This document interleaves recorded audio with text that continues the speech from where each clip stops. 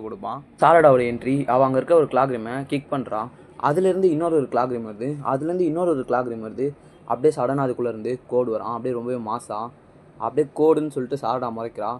Nice to meet you Sarada உச்சியான்னு கோடு சொல்கிறான். உனக்கு என்னடா வேணும், எதுக்கு இங்கே வந்திருக்க? நான் பொருட்டோவை தேடி வந்தப்பா.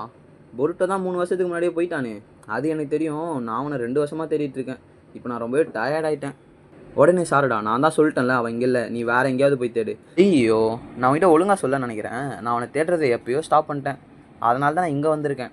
அவனோட ஃப்ரெண்ட்ஸ் இங்கே இருக்காங்களே, அவங்கள நான் ஏதாவது பண்ணால் கண்டிப்பாக அவன் வருவான்ல. ஆமாம், நான் கேள்விப்பட்டேன் நீ கத்துறதுல பெரிய ஆளாமே.